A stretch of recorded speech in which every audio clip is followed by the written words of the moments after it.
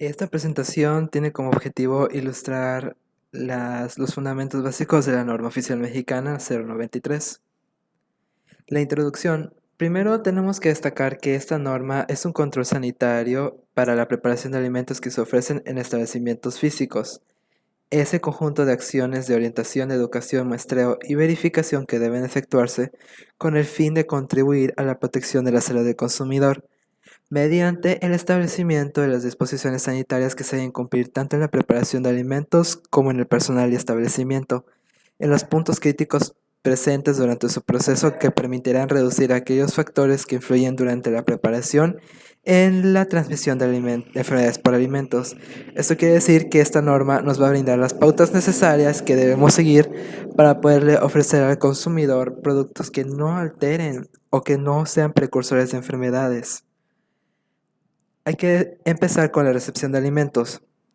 Esta norma nos destaca ciertos lineamientos que hay que seguir en cuanto a la recepción de los alimentos y qué es aceptable o qué es inaceptable en cuanto a los alimentos o insumos que adquirimos. Se empieza por la carne.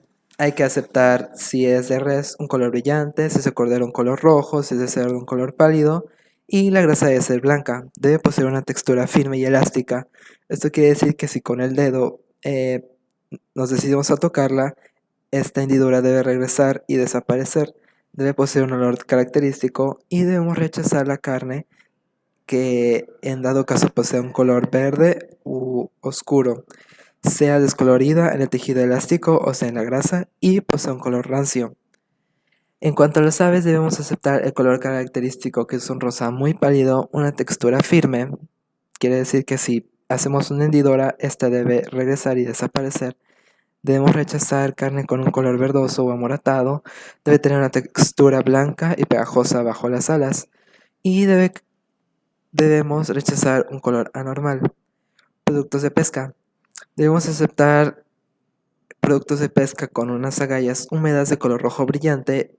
Esto, para comprobarlo, debemos alzar ligeramente las agallas y comprobar dichas características. Los ojos deben estar saltones, limpios, transparentes y brillantes. Deben mostrar un color vívido como se nos muestra en la imagen. También deben poseer una textura firme en la carne, deben poseer su olor característico y debemos rechazar carne con un color gris o que las agallas tengan una tonalidad verde. Debemos rechazar también agallas que se vean secas, ojos hundidos y opacos con bordes rojos. Esto quiere decir que el pescado ha sido matado ya en un periodo de tiempo muy largo, por lo cual puede presentar riesgo para la salud del consumidor. En cuanto a los lácteos, debemos aceptar que estén hechos a base de leche pasteurizada. Si es ultra pasteurizada es mucho mejor, puesto que hay menos probabilidad de poseer una ETA. Quesos. Debemos aceptar quesos con un olor y textura característicos, con bordes limpios y enteros, y debemos rechazar aquellos que posean mohos o partículas extrañas. También rechazarlos si poseen bordes resecos. En cuanto a la mantequilla, debemos aceptar aquella que tenga un sabor dulce y fresco y rechazar aquellas con mohos o partículas extrañas en los bordes o en el producto. En cuanto a las instalaciones, podríamos comenzar abordando el tema de la refrigeración con la cámara de refrigeración y la cámara de congelación. Son diferentes, pero ambas poseen un par de características que comparten. La primera es que deben poseer un mantenimiento constante. Se debe realizar limpieza y desinfección en el área en donde están y en el interior, así como verificar la temperatura periódicamente, la cual se puede registrar por medio de escrito para un mejor control interno. En este caso, debemos periódicamente vaciar el refrigerador, también desconectarlo para poder realizar una limpieza profunda y eliminar todas aquellas partículas como mohos o bacterias que se alojen en el interior. Debemos almacenar los alimentos en recipientes cubiertos, cerrados o en sus envases originales de ser posible, en caso de que no hayan abiertos, y en orden. Se deben etiquetar y rotular con la fecha de entrada al almacén. Esto posteriormente nos servirá para implementar el sistema PEPS. En cuanto a la cámara de refrigeración, tiene una característica especial, ya que debe mantenerse a una temperatura máxima de 7 grados centígrados. En cuanto a la cámara de congelación, debe mantenerse a una temperatura máxima de menos 18 grados centígrados. Con la temperatura inferior sería mejor. Debe poseer también un termómetro visible que nos dé pauta de cómo es la temperatura en el interior del dispositivo, y también podemos contar con dispositivos de registro de temperaturas funcionando y en buen estado, y se debe permitir en ambos casos el flujo de aire entre los productos. En cuanto al almacén de los insumos secos o la materia seca, esta debe estar localizada en un área cerrada, seca y ventilada y limpia. Esto obviamente para evitar la proliferación de plagas o de fauna nociva. También se estipula que cualquier estiva, tarima o anaquel que se utilice para almacenar dichos insumos secos debe estar limpio y a una distancia mínima de 15 centímetros con respecto al piso. En el apartado 5.2.5, en 5.2.52 estipula que se deben almacenar los alimentos en recipientes cubiertos, cerrados o en sus envases originales y en orden. Se deben etiquetar y rotular con la fecha de entrada al almacén. Esto, como ya les mencioné, nos va a servir para poder implementar el sistema PEPS. Em, cuando no se cuente con un almacén de secos, se puede tener una alacena o despensa siempre y cuando reúna las condiciones anteriores. Como se ha explicado, de estar a una temperatura mínima de 15 centímetros con respecto al piso, debe estar limpia y debe permitir el flujo de aire entre lo que está almacenado. Y se estipula que en el caso de contar con estantes para almacenar los alimentos y que se encuentren en el área de preparación, se debe cumplir con lo establecido en el punto 5.2.5.2 y en el 5.2.8 de este apartado, mismos que se mencionaron en la diapositiva anterior. El sistema PEPS ya lo mencioné anteriormente, pero es de gran importancia mencionarlo y definirlo. Este se tiene como el apartado 5.2.6. Se debe aplicar el sistema PEPS, que son primeras entradas, primeras salidas, en todos los almacenes de alimentos, ya sea en refrigeración, congelación o en secos. Se emplea para garantizar que las características organolépticas de todos los productos que se consumen, conforme a lo previsto en el apartado 5.1.3, en esta diapositiva se tiene una imagen o una tabla que nos puede ilustrar perfectamente cómo es que se lleva a cabo este control PEPS. Se nos estipula la cantidad que se ha introducido y la cantidad que hay en total. Dicha cantidad está en sus envases sellados y rotulados para poder garantizar que aquellos que entraron primero sean los que salgan primero. Esto para evitar un desperdicio de insumos. El almacenamiento de químicos también juega un papel importante debido a que los químicos eh, son indispensables principalmente para la limpieza del área de la cocina. En el apartado 5.6 estipula que el almacenamiento de detergentes o cualquier otro tipo de producto químico se debe hacer en un lugar separado y delimitado de cualquier área de manipulación o almacenamiento de alimentos. ¿Esto para qué? Para evitar que aquellas partículas de los químicos entren en contacto con las superficies y se pueda producir una contaminación cruzada por químicos. Y también para evitar que dichos químicos puedan alterar las características organolépticas de dichos alimentos. En el apartado 5.2.10 estipula que el almacenamiento de insecticidas se debe hacer en un lugar delimitado y separado de cualquier área de manipulación o almacenamiento de alimentos, y tener un control estricto para su distribución y uso. Deben etiquetarse y rotularse de tal manera que se informe sobre su toxicidad y el empleo. Esto también va acompañado junto con la lectura de las instrucciones previamente expedidas por el fabricante. Esto para poder llevar a cabo un uso correcto de dichos químicos y garantizar que no sean peligrosos para el personal o en la preparación de los alimentos. La manipulación de los alimentos también juega un papel muy fundamental en esta norma. En los apartados siguientes se estipulará algunos de los lineamientos que deben seguirse, como es el caso del 5.3.1, que conforme al tipo de alimentos que se manipulen para su preparación, estos deberán estar expuestos a temperatura ambiente en menos tiempo posible. Esto para evitar la proliferación de microorganismos en la superficie de los alimentos o en el alimento en sí mismo, para evitar que el comensal pueda desarrollar una enfermedad. En el apartado 5.3 estipula que la descongelación de alimentos se debe efectuar por refrigeración, por cocción o bien por exposición a microondas. La exposición a microondas junto con la refrigeración, es de las más indicadas. En cuanto a la refrigeración, se estipula que debe realizarse si es un alimento, como por ejemplo una carne, debe ponerse en una bolsa. Esto para evitar que al momento de la descongelación, aquellos líquidos como la sangre o el agua escurrida del hielo puedan estar en contacto con superficies del refrigerador y producir una contaminación cruzada de alimentos. En el apartado 5.3.4 menciona que todos los alimentos se deben lavar individualmente, independientemente de cuál sea su origen.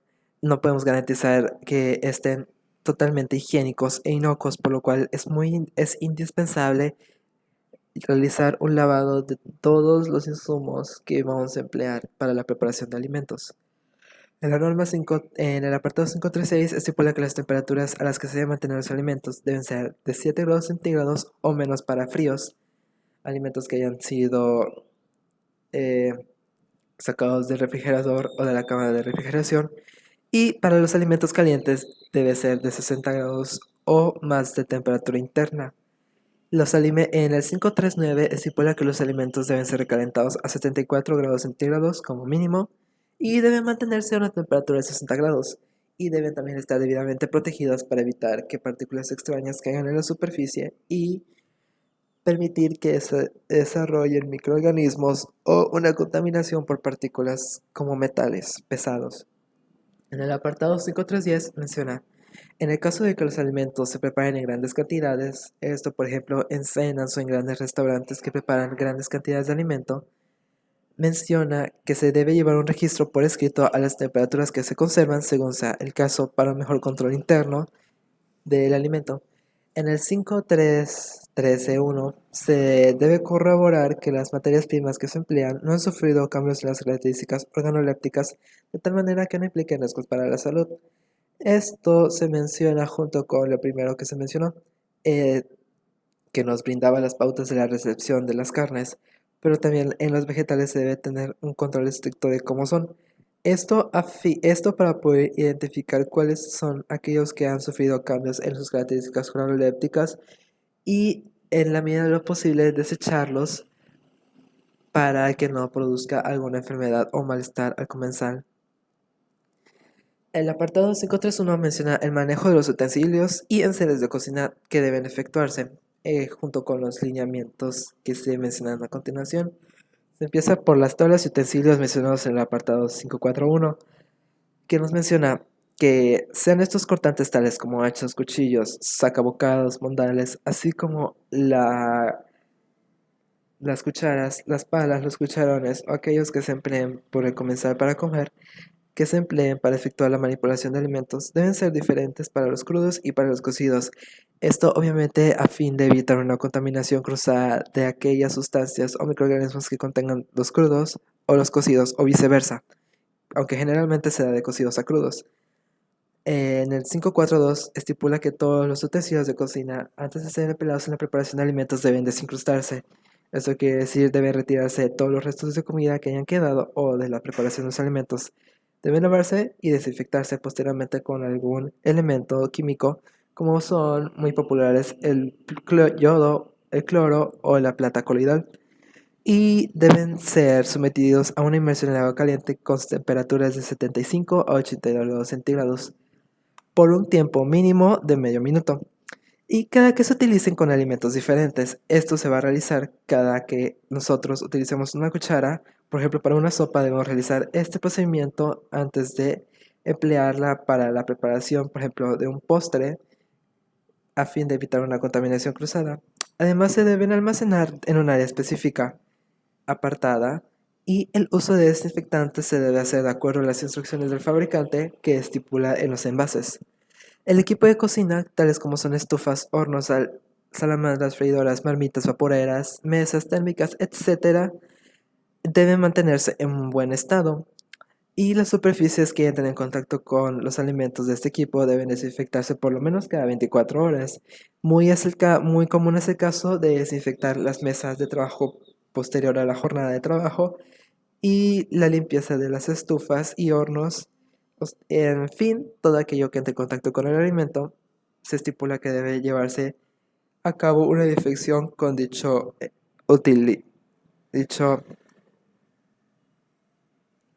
En la 5.4.6 menciona que las mesas de trabajo deben lavarse y desinfectarse después de utilizarse con alimentos diferentes. También es el caso de los carros de servicio, deben lavarse al final de la jornada y mantenerse limpios mediante su utilización en el servicio. Esto a fin de evitar manchas y que esas manchas posteriormente pueden llegar a áreas que desencadenen una contaminación debido a que puede contaminarse áreas que no sean de limpieza muy constante. También se menciona un punto muy importante, cuál es el lavado de loza. El lavado de loza y cubiertos debe hacerse mediante el siguiente procedimiento que se estipula en 5 pasos. El primero es el escamocheo, se realiza y consiste en eliminar el lavado.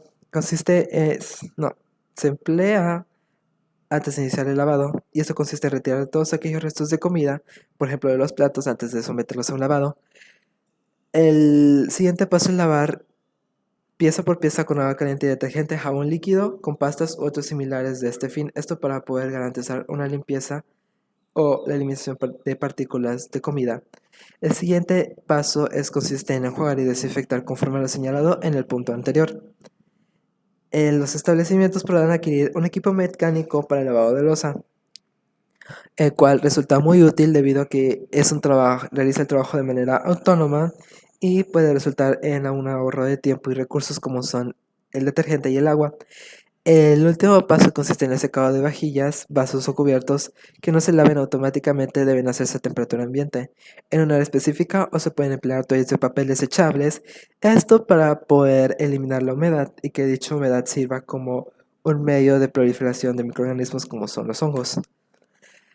Se estipula también un cuidado en cuanto a las instalaciones físicas y dichos lineamientos consisten en primera instancia en que los pisos de áreas de recibo, almacenamiento y preparación de alimentos deben ser de recubrimientos continuos. No deben ser porosos debido a que las porosidades pueden funcionar como un almacén para las bacterias, virus y hongos, y debido a la porosidad puede ser difícil realizar una limpieza profunda. Se debe mantener limpios, secos y sin roturas, grietas y en lo ideal deben tener un ligero declive hacia el área de las coladeras, esto a fin de que los líquidos puedan ser eliminados con facilidad hacia el drenaje. El siguiente punto estipula que en caso de que aún existan pisos con losetas deben lavarse y cepillarse las juntas diariamente. Las losetas son las hendiduras que existen entre cada espacio del ladrillo y este paso estipula que deben cepillarse. Cepillarse que generalmente se producen un pequeño depósito de suciedad entre dichas juntas y dicha suciedad puede servir como medio de almacenamiento para microorganismos.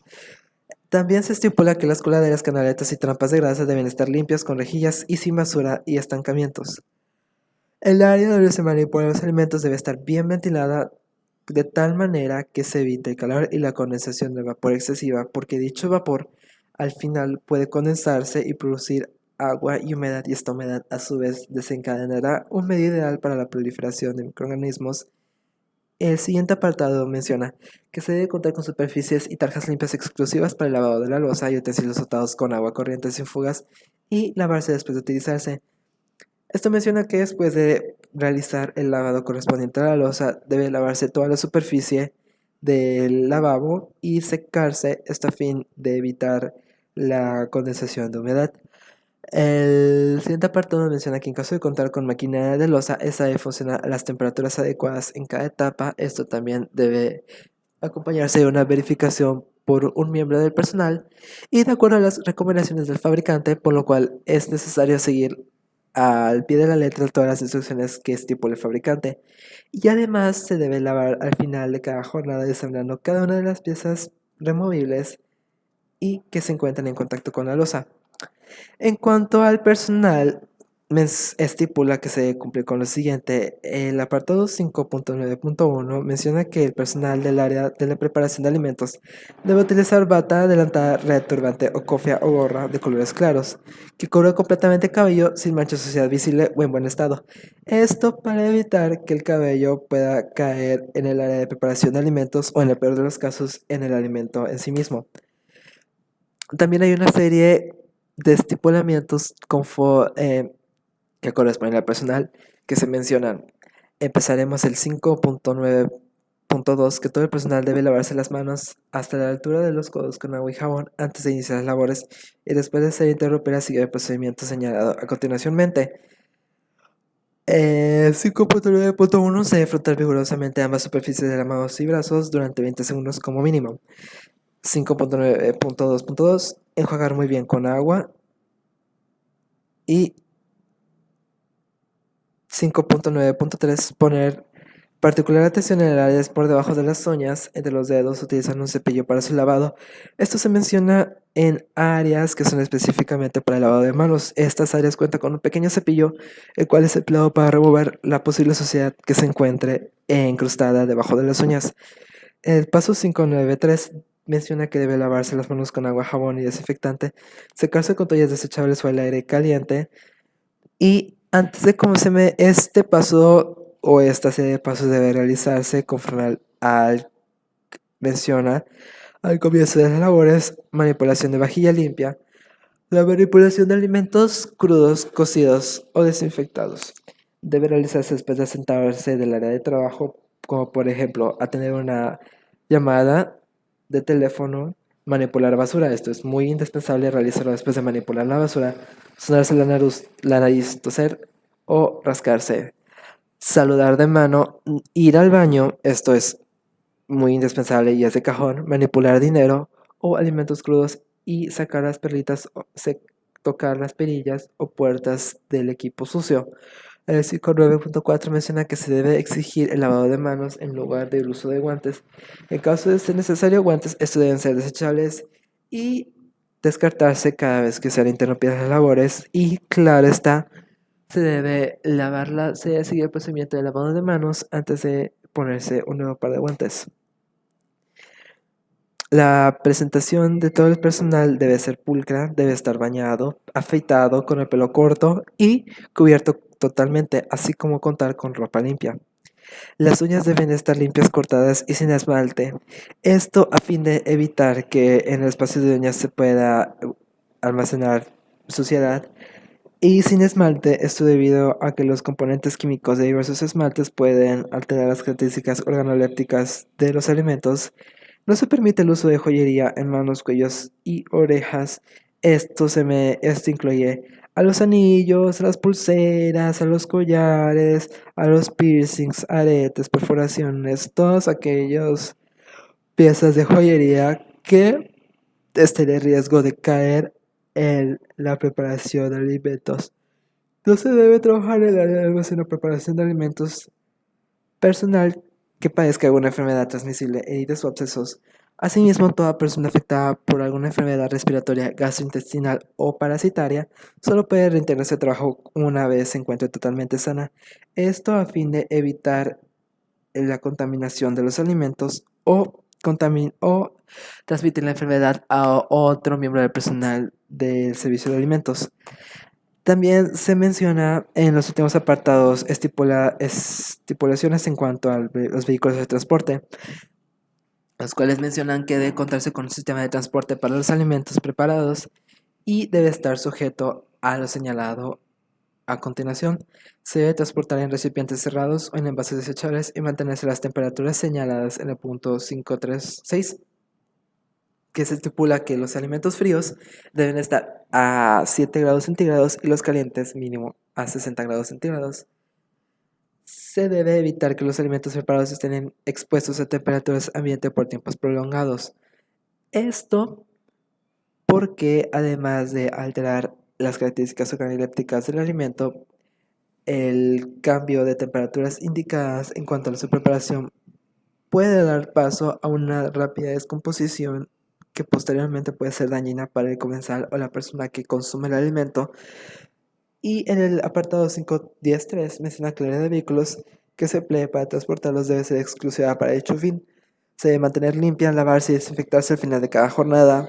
Esto nos menciona que un área que está destinada para el vehículo de transporte es únicamente para esa área. No deben ingresar vehículos afines a esa área, como por ejemplo fungir como un área para vehículos de estacionamiento. Eso está contraindicado debido a que estos vehículos, como no se sabe el lugar de procedencia, pueden traer en la carrocería, en las llantas o en el interior partículas o virus, partículas o microorganismos que puedan resultar perjudiciales o puedan y dispersarse por el área hasta ingresar al área de la preparación de alimentos.